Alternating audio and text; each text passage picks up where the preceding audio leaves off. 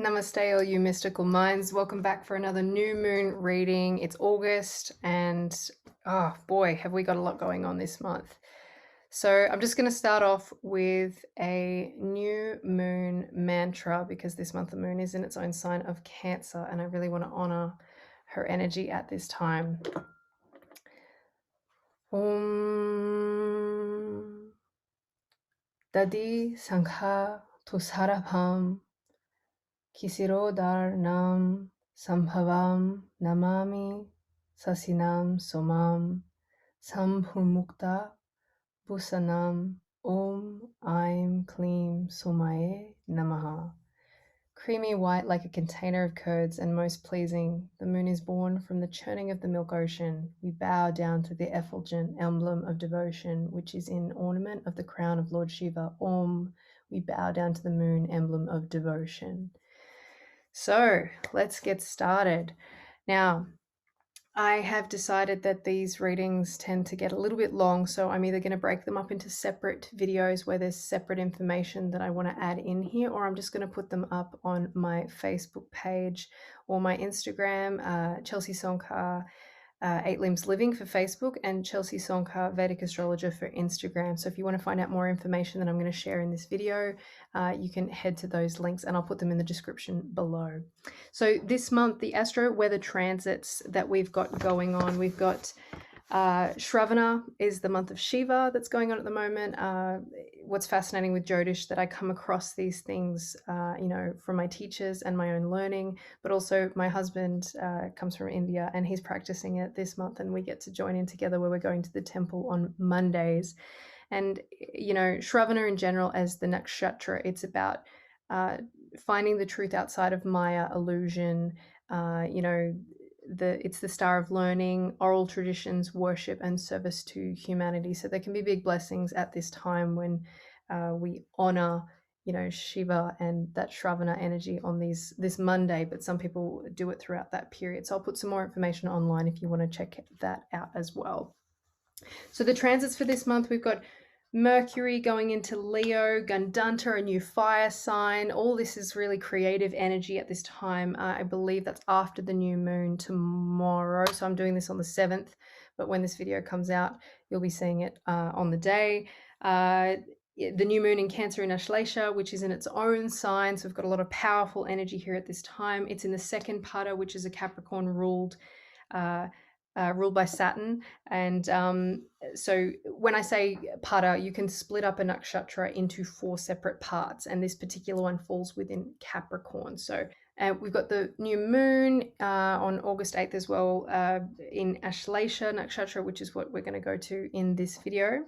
Venus into Virgo in its debilitation sign makes it a lot more, devotional as opposed to passionate, and attention to detail, and can be at times a nagging energy that can come through with that on August 11th. August 16th, the sun goes Gandanta as well into its own sign, a new fire sign, Mooltrikona sign, and on August 16th, it's going to be very powerful energy for the sun. We've also got August 22nd will be the full moon in Aquarius in Dhanishta Nakshatra, which I'll do the video in 2 weeks' time on that, in a tight conjunction with Jupiter, and that is the star of symphony. So it's a lot of themes around art and music and things like that. So we'll leave that one for then. August 26th, we've got Mercury in Virgo in its own Mooltrikona sign, and I mean, Mercury is so incredibly strong in there, and Mercury's moved through its retrograde period and now it's picked up speed. It's moving through these 3 signs. Very powerful for communications at this time this month. So we jump into the new moon in Cancer. It's all about, typically and I'll do a separate video on the ascendants and the moon signs so that you can find out where this is happening specifically for you. Where I am in the world for this chart, you can see that the ascendant is in Aries, and for the typical placement of Cancer is in the 4th house here, Moon, Sun, and Mercury. And Ashlesha is a Mercury-ruled sign, so we've got this sharp intellect at this time. Cancer generally being, a sign of emotions. It's home-centered. It can be psychic. It can be intuition. It's also a kapha nature about that grounding, but that water and emotional energy. And when we think about the difference between the moon and Mercury, we've got the emotions of the mind, and then the mind intellect, and then we're bringing them together. So you can imagine an emotional, sharp intellect at this time. So Ashlesha is represented by the 6 stars, which come together as Hydra. So immediately I thought of, in Greek mythology, you think of Medusa with the snakes on the head. It's hypnotizing. It can pull you in. It's also known as the entwiner, the entangler. It wraps itself around, wanting to penetrate and understand information.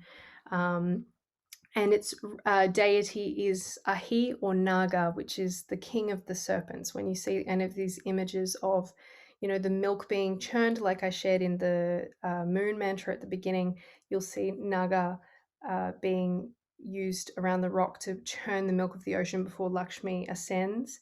Also, Vishnu is on using Naga as a bed, and you can see Lakshmi at his feet and Naga over his head. So I'll share some images of that as well.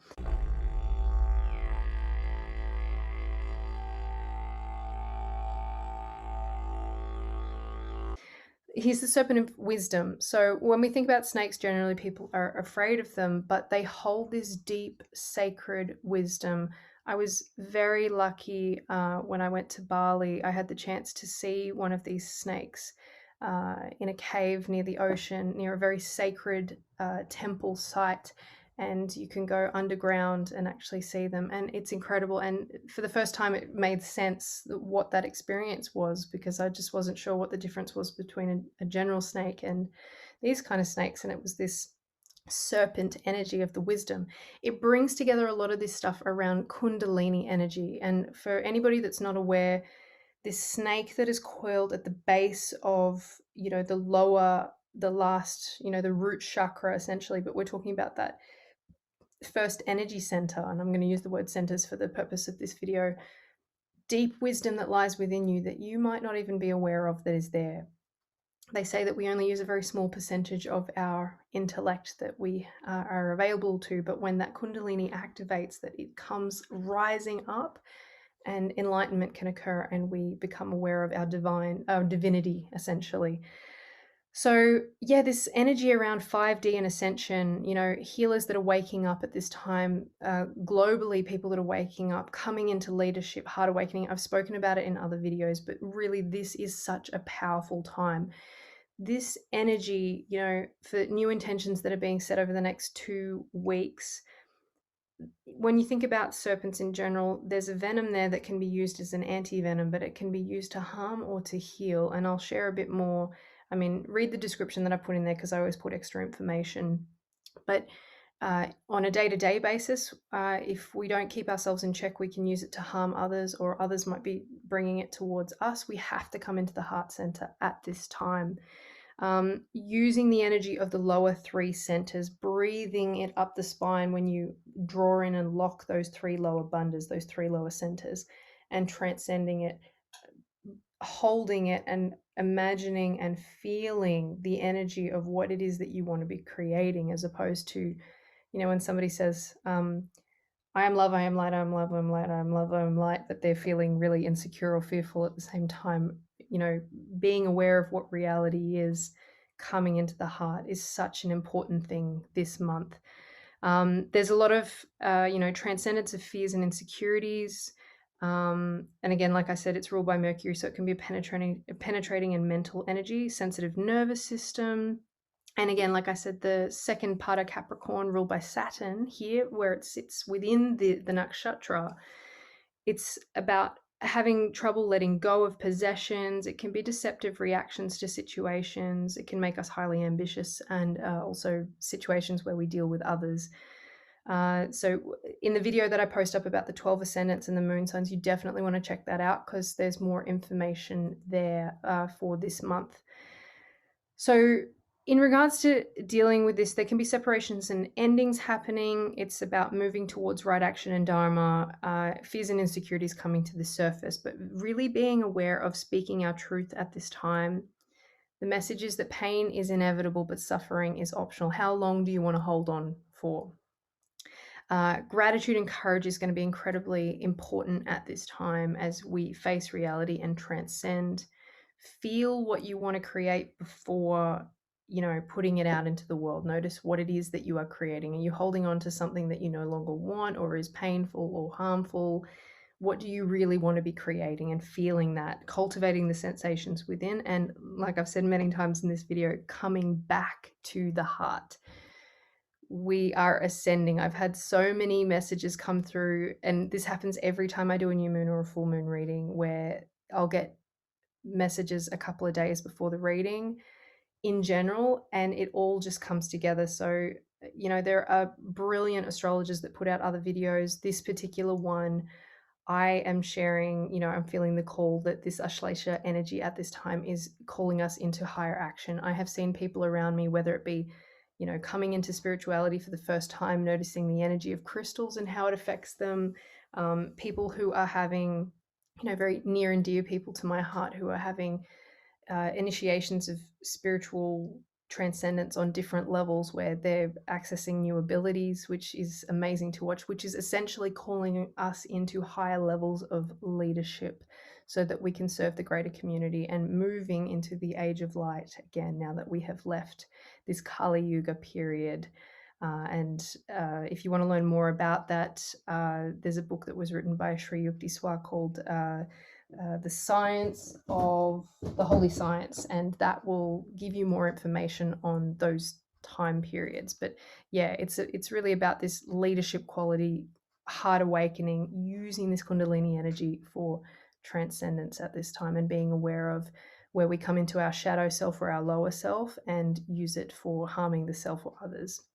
And I shared a quote in the description below that the Buddha said, when we're angry, we drink the poison expecting it to harm others, but it just ends up hurting us. So being aware of that at this time is going to be incredibly important, and using that. Now, if you want to learn more about the Kundalini, I think it's really important to be aware that, moving towards right action, your Dharma, about coming onto your path for humanity, as opposed to wanting to manifest magical abilities and things that can happen. Kundalini awakening can be traumatizing for some, it can be amazing for others.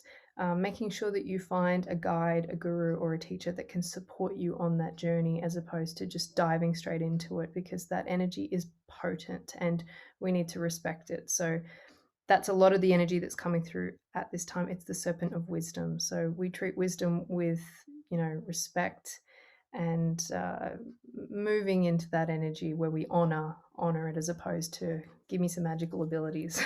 So I think I'll leave it there. Check out the video for the ascendants and the moon signs.